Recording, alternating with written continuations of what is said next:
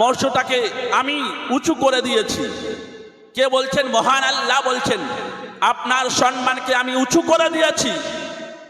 স্বয়ং সৃষ্টিকর্তা আল্লাহ আমার আপনার নবীকে বলছেন, এ আমার হাবিব, আপনার সম্মানকে আমি উঁচু করে দিয়েছি। তাহলে বোঝা গেল যেখানে আল্লাহ স্বয়ং বলছে আমার হাবিব, এ আমার দোস্ত, এ আমার বন্ধু, আপনার সম্মানকে আমি উঁচু করে দিয়েছি, তাহলে দুনিয়ার যদি কোনো কাদমুল্লাহ আমার নবীর সম্মানকে নিচু করতে চায় তো কখনো পারবে না।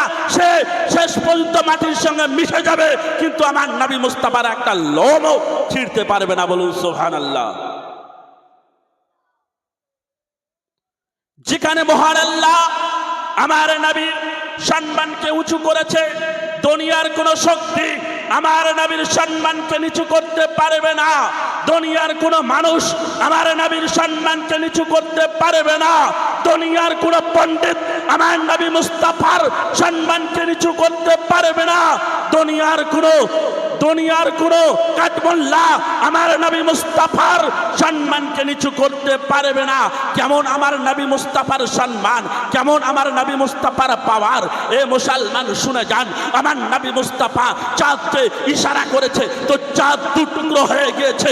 আমার নবী মুস্তাফা ডুবা সূর্যকে ইশারা করেছে, শুধু আঙ্গুলের ইশারা করেছে তো ডুবা সূর্য উঠে আবার ফিরে চলে এসেছে।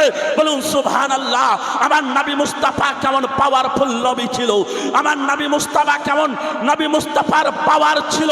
এ মুসলমান, আমার নবী মুস্তাফার থুতু মোবারক খাওয়ার মধ্যে দিয়েছে তো সে খাওয়ারে বরকত চলে এসেছে। আমার নবী মুস্তাফার থুতু মোবারক হযরত আবু বকর সিদ্দিক রাদিয়াল্লাহু তাআলা আনহুর সাপে কাটা বিষের মধ্যে লাগিয়ে দিয়েছে তো সঙ্গে সঙ্গে বিষ পানি হয়ে গিয়েছে। আমার নবী মুস্তাফা কেমন পাওয়ারফুল ছিল। আমার নবী মুস্তাফাকে ছায়া দেওয়ার জন্য মেঘগুলো আমার নবী মুস্তাফার মাথার উপরে এসে ছায়া দিয়ে দিত। বলুন সুবহানাল্লাহ। কেমন আমার নবী মুস্তাফার পাওয়ার ছিল। আমার নবী মুস্তাফা যখন রাস্তা দিয়ে হাঁটতেন তো দুদিকের গাছগুলো ঝুঁকে ঝুঁকে আমার নবী মুস্তাফাকে সালাম জানাতেন। শুধু তাই না, আমার নবী মুস্তাফাকে দুনিয়ার মানুষ তো মানুষ, একজন জড় বস্তু পাথর পর্যন্ত আমার নবী মুস্তাফার ক্ষমতাকে মানত, ক্ষমতাকে জানতো। আমার নবী মুস্তাফা যখন রাস্তা দিয়ে হেঁটে যেতেন পাহাড়ের পাথরগুলো পর্যন্ত, পাহাড়ের পাথর পর্যন্ত আমার নবী মুস্তাফাকে সালাম দিতেন। বলুন সুবহানাল্লাহ। কেমন আমার নবী মুস্তাফার পাওয়ার। আরে মুসলমান, আপনার মধ্যে ইশক আছে, নবী মুস্তাফার ভালোবাসা আছে, নবী মুস্তাফার প্যার আছে তো আপনার নামাজ আপনার কামিয়াবি, নামাজ আপনার কবুল। আপনার নবী মুস্তাফার মহব্বত আপনার দিলের মধ্যে আছে তো রোজা আপনার কবুল। আপনার দিলের মধ্যে নবী মুস্তাফার মহব্বত ও ভালোবাসা আছে তো ইবাদত আপনার কবুল। নবী মুস্তাফার মহব্বত ও ভালোবাসা অন্তরে আছে তো আপনার যা কিছু করেছেন সব কিছু কবুল। কিন্তু যদি নবী মুস্তাফার দুশ্মন হয়ে থাকেন, নবী মুস্তাফাকে যদি পাওয়ারফুল না মানতে পারেন, নবী মুস্তাফাকে যদি আপনি ছোট মনে করেন, নবী মুস্তাফার পাওয়ারকে যদি আপনি না মানতে পারেন, এ মুসলমান সারা জিন্দেগি সিজদা দিতে দিতে আপনার কপাল যদি ফাটিয়ে ফেলেন তবু আপনার একটাও সিজদা আল্লাহর দরবারে কবুল হবে না। কারণ ইবাদতের শর্ত হলো ঈমান। ঈমান আছে তো আপনার ইবাদত কবুল, ঈমান আছে তো আপনার রোজা কবুল। আর ঈমান কাকে বলে? নবী মুস্তাফার প্রেমের নাম ঈমান, নবী মুস্তাফার ভালোবাসার নাম ঈমান, নবী মুস্তাফার ইশকের নাম ঈমান, নবী মুস্তাফাকে মহব্বত করার নাম ঈমান। আজকে কিছু মানুষ বুঝতেই পারে না যে ঈমান। নামাজ পড়লে মনে হয় আমি ঈমানদার, রোজা রাখলে মনে হয় আমি ঈমানদার, টুপি পরলে মনে হয় আমি ঈমানদার, জুব্বা পরে নিলেই মনে হয় আমি ঈমানদার, পাগড়ি পরে নিলেই মনে হয় বড় ঈমানদার, হজ করে নিলেই মনে হয় বড় ঈমানদার। কিন্তু না না না, এর নাম ঈমান নয়। ঈমান তাকেই বলা হয় যার মধ্যে ইশক ও ভালোবাসা নবী মুস্তাফার মহব্বত থাকবে, সে হলো ঈমানদার। বলুন সুবহানাল্লাহ। তাহলে আগে কি দরকার? ঈমান। ইমান দরকার, ইমান।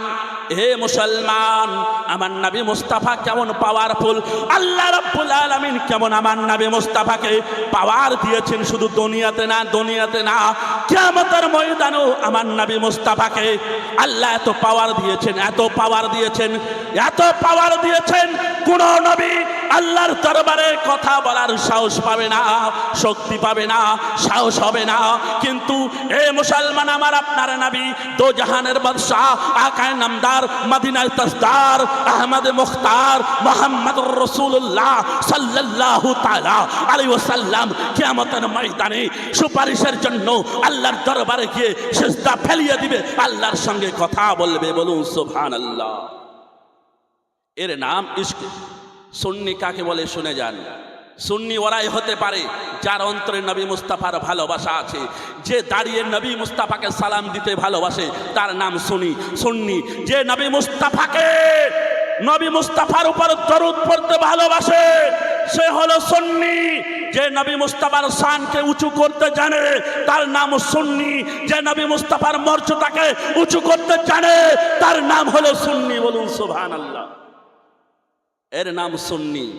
এ মুসলমান, আমার নবী মুস্তাফার পাওয়ার কেমন, যে কিয়ামতের ময়দানে কোন নবী কথা বলতে পারবে না আল্লাহর দরবারে, কিন্তু আমার আপনার নবী আমাদের জন্য সুপারিশ করার জন্য আল্লাহর দরবারে গিয়ে সিজদা ফেলিয়ে দিবে। এ মুসলমান, কিয়ামতের ময়দানে যখন আমরা বিপদে পড়ব তখন আমাদেরকে উদ্ধার করবে। একজন সাহাবা আমার নবী মুস্তাফাকে প্রশ্ন করলেন, ইয়া রাসূলুল্লাহ, ইয়া হাবিবাল্লাহ, দুনিয়াতে এখন আপনি আছেন, আমি আছি, দুনিয়াতে বিপদে পড়লে আমরা আপনার দরবারে চলে যাই, আপনার কাছে ফয়সালা করি নেই, আপনার কাছে গিয়ে আমরা উদ্ধার হয়ে যাই। বিপদে পড়লে কিয়ামতের ময়দানে যখন আমরা বিপদে পড়ব আমরা কার কাছে যাব? ইয়া রাসূলুল্লাহ, কার কাছে গেলে আমরা উদ্ধার হব? সেই বিপদ থেকে আমরা কেমন করে বাঁচবো? ইয়া রাসূলুল্লাহ, আমরা আপনাকে কোথায় পাবো?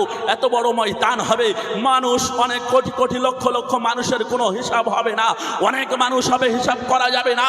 এই এত বড় একটা ময়দান, ওই ময়দানে আমরা আপনাকে কোথায় খুঁজে পাবো? আমার নবী মুস্তাফা বললেন, এ আমার সাহাবা সঙ্গী সাথীরা, শোনো, আমাকে কিয়ামতের ময়দানে 3 জায়গায় পাবে। বলুন সুবহানাল্লাহ। কয় জায়গায়? 3 জায়গায় পাবে। আমার নবী মুস্তাফা বললেন, পুলসিরাতের রাস্তায় তোমরা যখন বিপদে পড়বে তখন দৌড়িয়ে চলে যাবে পুলসিরাতের রাস্তায়। যে রাস্তা দিয়ে পার হতে হবে নিচে থাকবে জাহান্নাম, আগুন। গুনাহগাররা গুনার কারণে নিচে জাহান্নামের নিচে পড়ে যাবে, রাস্তা পার হতে পারবে না। ওই পুলসিরাতের রাস্তায় আমি রাহমাতাল লিল আলামিন দাঁড়িয়ে থাকবো আমার ওই আশিকদের জন্য, ওই দিবানাদের জন্য, ওই গুনাহগার উম্মতের জন্য, যারা আমাকে প্রেম করেছিল, যারা দুনিয়াতে আমাকে ভালোবেসেছিল, যারা আমার সঙ্গে মহব্বত রেখেছিল, যারা আমার প্রতি দরুদ ও সালাম পেশ করেছিল, ওই গুনাহগার উম্মতের জন্য আমি ওই পুলসিরাতের রাস্তায় দাঁড়িয়ে থাকবো। তারা যখন গুনার কারণে পার হতে পারবে না, আমি রাহমাতাল লিল আলামিন তাদেরকে পার করে দেব। বলুন সুবহানাল্লাহ। তাহলে ভালোবাসবেন না কেন নবীকে? একটাই কথা মাথায় ঢুকিয়ে নেবেন, আপনার বাপকে যত ভালোবাসেন তার থেকে বেশি নবীকে ভালোবাসতে হবে। আপনার মাকে যত আপনি ভালোবাসেন তার থেকেও নবীকে বেশি ভালোবাসতে হবে। আপনার ভাইকে যত আপনি ভালোবাসেন তার থেকেও নবীকে বেশি ভালোবাসতে হবে। আপনার দুনিয়ার যতগুলো মানুষ আছে যত আপনি ভালোবাসেন তার থেকেও বেশি নবীকে ভালোবাসতে হবে। স্বামীকে যত ভালোবাসেন তার থেকেও নবীকে বেশি ভালোবাসতে হবে। স্ত্রীকে যত ভালোবাসেন তার থেকেও নবীকে বেশি ভালোবাসতে হবে। আপনার মেয়েকে যত ভালোবাসেন তার থেকেও নবীকে বেশি ভালোবাসতে হবে। আপনার ছেলে ও মেয়েকে যতটা ভালোবাসেন তার থেকেও নবীকে বেশি ভালোবাসতে হবে, বেশি ভালোবাসতে হবে, বেশি মহব্বত করতে হবে, বেশি প্যার করতে হবে। আমার নবী মুস্তাফা বলছেন, ওই পুলসিরাতের রাস্তায় আমি থাকবো, তোমরা আমাকে ওখানে খুঁজবে। ওখানে যদি না পাও তাহলে এ আমার সঙ্গী সাথীরা, এ আমার সাহাবাগণেরা, তোমরা শুনে নাও। দ্বিতীয় জায়গা হলো হাউজে কাউসারের কাছে। বলুন সুবহানাল্লাহ। হাউজে কাউসারের কাছে দৌড়িয়ে যাবে, সেইখানে আমি দাঁড়িয়ে থাকবো। ও রাহমাতাল লিল আলামিন, সেখানে আমি দাঁড়িয়ে থাকবো অপেক্ষায়। আমার গুনাহগার উম্মত উম্মতিরা, আমার আশিকেরা, আমার দিবানারা, আমার পাগলেরা যখন তাদের গলা শুকিয়ে যাবে, কলিজা শুকিয়ে যাবে, পানির জন্য ছোটাছুটি করবে, কিয়ামতের ময়দানে কোথাও এক ফোঁটা পানি পাবে না, তারা যখন ছটপট ছটপট করে ছুটে বেড়াবে, আমি রাহমাতাল লিল আলামিন হাউজে কাউসারে পানি নিয়ে দাঁড়িয়ে থাকবো ওই গুনাহগার উম্মত উম্মতির জন্য, তাদেরকে পান করানোর জন্য। বলুন সুবহানাল্লাহ। তাহলে বলুন, যেখানে বাপ কাজে আসবে না সেখানে নবী কাজে আসবে। বুঝতে পারছেন আমার কথা? যেখানে মা কাজে আসবে না সেখানে নবী মুস্তাফা কাজে আসবে। যেখানে স্বামী কাজে আসবে না সেখানে নবী মুস্তাফা কাজে আসবে। যেখানে স্ত্রী কাজে আসবে না সেখানে নবী মুস্তাফা কাজে আসবে। যেখানে ভাই কাজে আসবে না সেখানে নবী মুস্তাফা কাজে আসবে। তাহলে ভালোবাসবেন না তো কি করবেন? ভালো বাপ থেকে বেশি নবীকে ভালোবাসবেন না তো আর কি করবেন? মা থেকে বেশি ভালোবাসবেন না তো আর কি করবেন? ভাই থেকে বেশি ভালো নবীকে বাসবেন না তো কি করবেন? এই মুসলমান, এই জন্য সুন্নিরা বলে সব থেকে বেশি ভালোবাসতে হলে নবীকে বাসুন, সব থেকে বেশি প্যার করতে হলে নবীকে করুন, সব থেকে বেশি মহব্বত করতে হলে অন্য কাউকে না, নবীকে ভালোবাসুন। কারণ দুনিয়াতেও নবী আমাদের জন্য, কিয়ামতের ময়দানেও নবী আমাদের জন্য। বলুন সুবহানাল্লাহ। দুনিয়াতেও আমাদের জন্য, কিয়ামতের ময়দানও আমাদের জন্য। আমার নবী মুস্তাফা বলে, ও আমার সঙ্গী সাথীরা, তোমরা শুনে নাও, শুনে নাও, হাউজে কাউসারের কাছে আমি দাঁড়িয়ে থাকবো, সেইখানে পানি পান করাবো। সেইখানে যদি আমাকে না খুঁজে পাও তাহলে চলে যাবে মিজানের পাল্লায়, যেখানে গুনাহ ও নেকিকে ওজন করা হয়, যেখানে ওজন করা হবে ওইখানে আমি থাকবো, তোমরা দড়িয়ে যাবে ওই মিজানের পাল্লায়।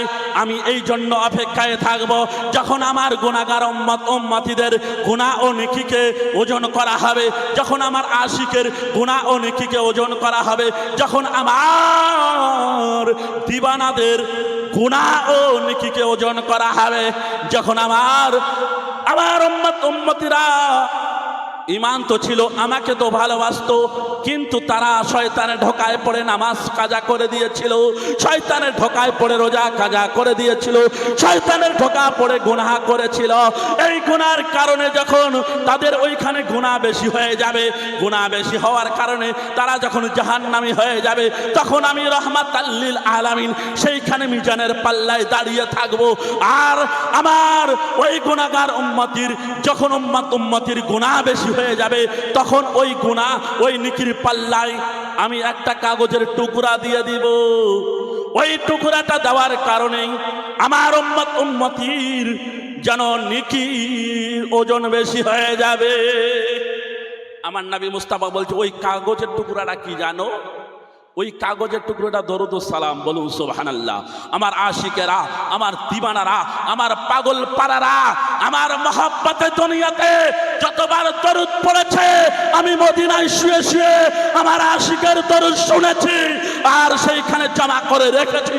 কিয়ামতের ময়দানে এর বদলা আমি রাহমাতাল লিল আলামিন দিব। বলুন সুবহানাল্লাহ। মুসলমান, আজ যদি এতটুকু বুঝতে না পারি তাহলে কি বুঝবো? নারে তাকবীর। আশা করে যদি 5টা নামাজি না হয় তাহলে এটা কামিয়াবি জালসা হলো না। লক্ষ লক্ষ লক্ষ লক্ষ টাকা যদি উঠে যায় ওই জালসার নাম কামিয়াবি নয়। ওই জালসায় যদি একটাও নামাজি না হয়, একজন ব্যক্তিও যদি শুনে হেদায়েত না হয়, তাহলে ওই জালসা কামিয়াবি হলো না, কামিয়াব হলো না।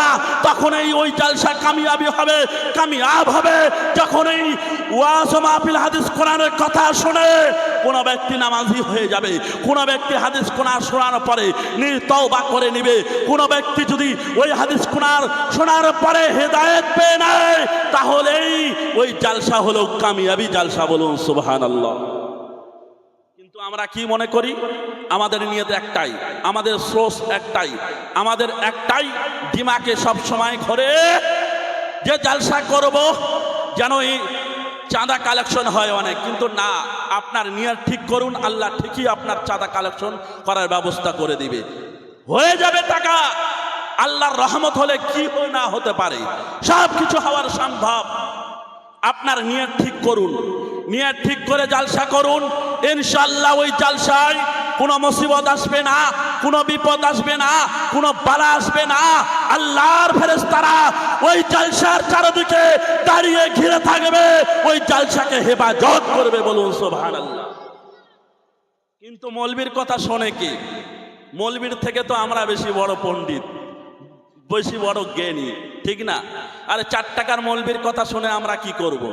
আমাদের ব্রেন বলে।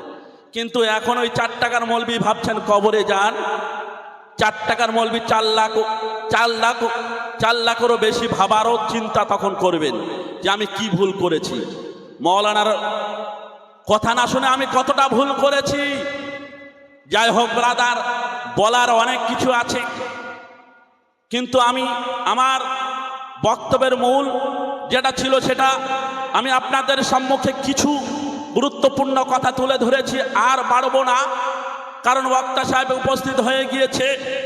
আমার উদ্দেশ্য যেটা ছিল যে আমার নবী মুস্তাফার পাওয়ার কত, আমার নবী মুস্তাফার মর্যাদা কত, আমার নবী মুস্তাফার কে ভালোবাসলে আমরা কি পাবো কিয়ামতের ময়দানে, যেখানে কেউ কারো হবে না, সেইখানে নবীকে পাবো। এর থেকে আর বড় পাওয়ার আমাদের কি থাকবে? এর থেকে বড় চাওয়ার আমাদের আর কি থাকবে? ঠিক কি না? সব থেকে বড় পাওয়ার ওই কিয়ামতের ময়দানে। তো যাই হোক, আমি আর বক্তব্য দিকে বাড়াচ্ছি না, এখান থেকে আমার বক্তব্য ইতিবাস সমাপ্ত করলাম। ওমা আলাইনা ইল্লাল বালাগ। আসসালামু আলাইকুম ওয়া রাহমাতুল্লাহ।